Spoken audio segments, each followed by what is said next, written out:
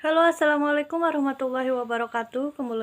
Ketemu lagi bersama saya Nurul. Oh iya, untuk jawaban yang kemarin bertanya, gimana sih hukumnya seorang suami pinjam uang ke istri, terus seorang istri juga pinjam uang ke suami. Apakah wajib untuk membayarnya? Nah, kita satu-satu dulu ya jawab. Nah, sekarang eh, istri yang pinjam uang ke suami ya. Itu tergantung kebutuhan si istri.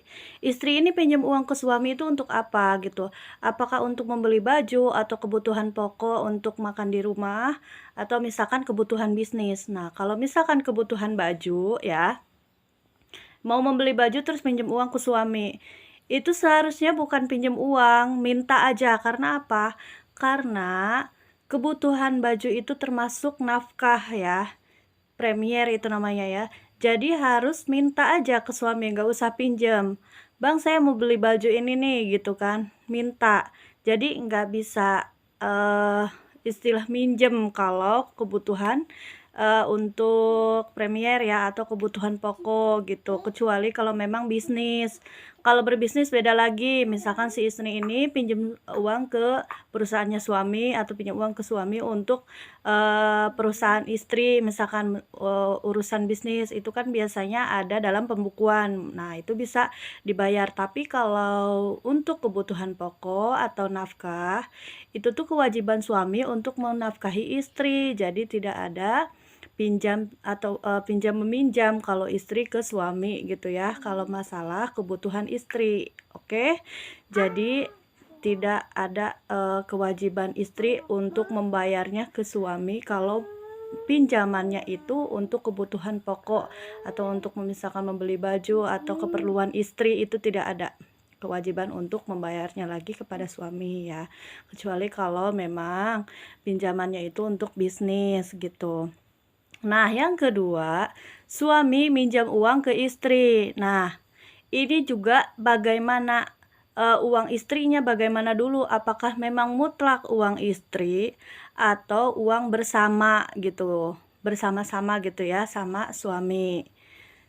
Kalau misalkan itu memang mutlak uang istri, istri misalkan berjualan, terus ngumpulin uang kan karena dapet si istri gitu ya.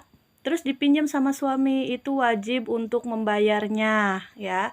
Kenapa? Karena uang istri itu memang betul-betul uang istri karena dia dapat jerih payah dia sendiri atau misalkan dia dikasih oleh orang tuanya atau misalkan dari yang lain lah gitu ya. Nah, itu wajib untuk membayarnya. Kalau misalkan itu uang hasil bersama, misalkan dari si suami mah, ini tabungin ya, misalkan suaminya ngasih ini untuk keperluan dapur, ini untuk kamu misalkan, dan ini untuk tabungan. Jadi kalau misalkan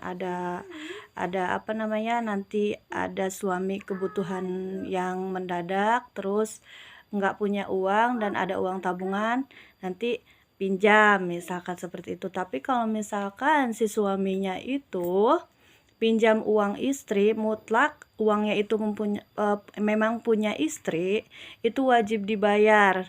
Hati-hati, kalau tidak dibayar itu tetap akan mendapatkan pertanggungjawaban nantinya di akhirat gitu. Bisa-bisa amal ibadahnya si suami itu bisa pindah ke istri karena si suami tidak membayar hutang kepada istri gitu. Sudah jelas belum teman-teman?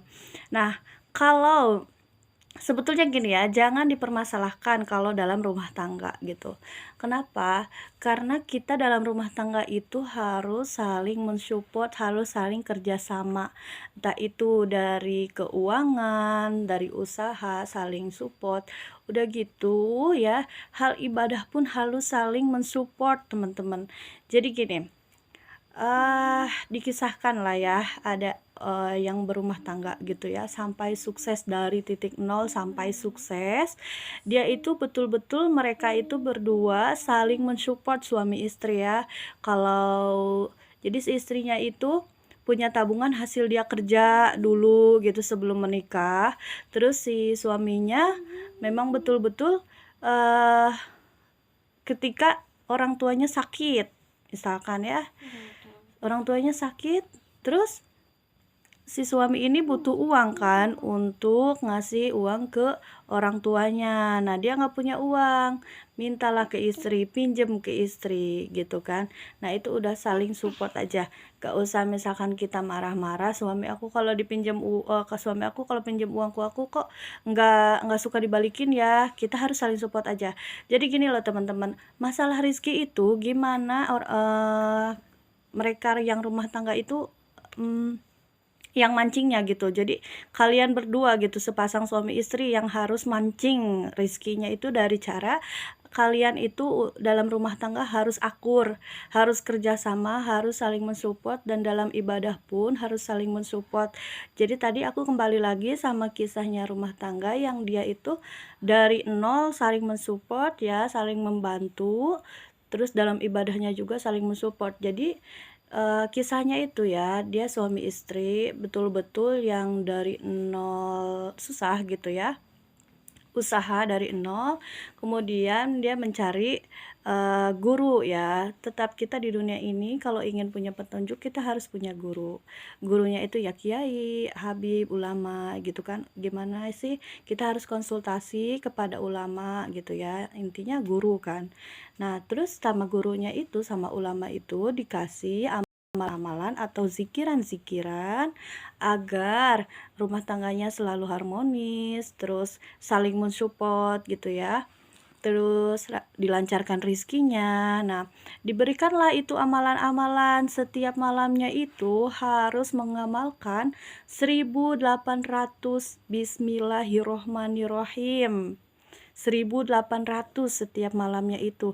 Nah, dibagilah dua, si suaminya itu 900, istrinya itu 900 gitu. Jadi bisa bersama-sama loh. Ayo dari sholat subuh dari sholat maghrib ya, sehabis sholat maghrib mengamalkanlah 400 Bismillahirrohmanirrohim, si suami 400, si istri 400 ya. Terus habis sholat isya mengamalkan lagi Bismillahirrohmanirrohim 200, si suami 200, si istri ya. Nah, terus nanti setelah tidur dibangun jam 2 malam katanya ya, jam 2 malam untuk mendirikan sholat tahajud ya, dan juga sholat hajat. Nah, ngamal lagi tuh sisanya gitu kan, karena sudah 600 jadi tinggal sisanya 300 Bismillahirrohmanirrohim. Nah, dengan menyebut nama Allah itu kan artinya Bismillahirrohmanirrohim, dengan menyebut nama Allah yang maha pengasih lagi maha penyayang. Dan Allah itu senang bila umatnya menyebut, memuji namanya dan memohon kepada Allah. Allah tidak pernah bosan teman-teman. Kata siapa, ada yang bilang katanya kalau berdoa itu nggak usah lama-lama. Kata siapa, kita kalau berdoa itu harus lama, berzikir harus lama gitu.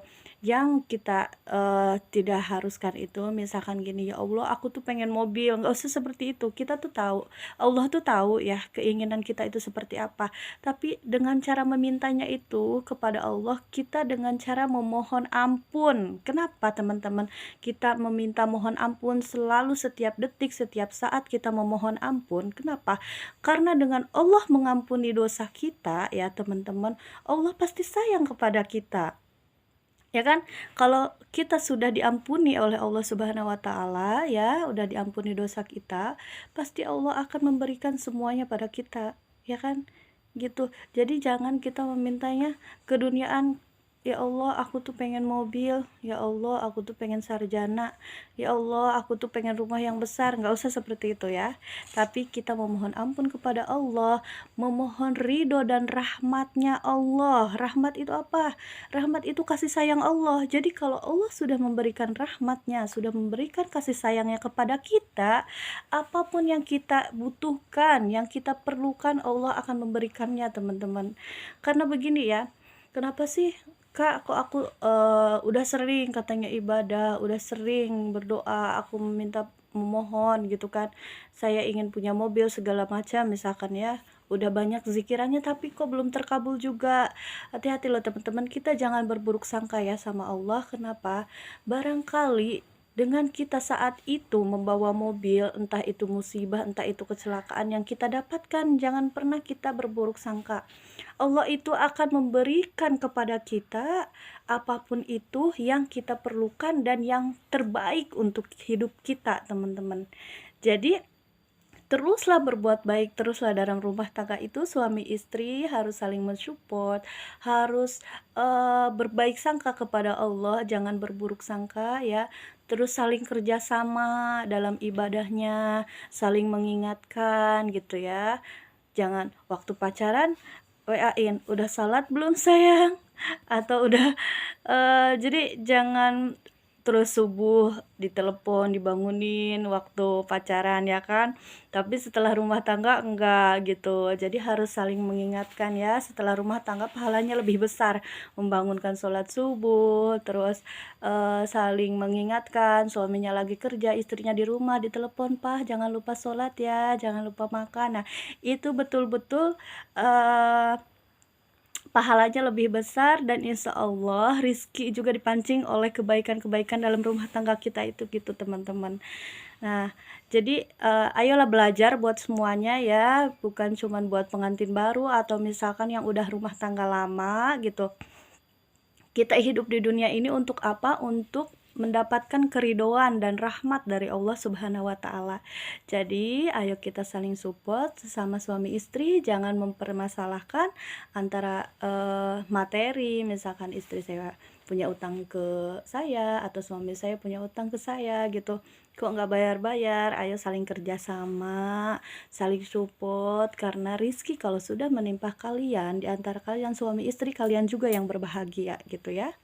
Gitu aja teman-teman, cukup sekian dari saya. Bila ada kata-kata yang salah mohon dimaafkan ya teman-teman, karena kesempurnaan hanya milik Allah dan kesalahan hanya milik kita sebagai manusia. Terima kasih, jangan lupa like, comment, share, dan subscribe. Assalamualaikum warahmatullahi wabarakatuh.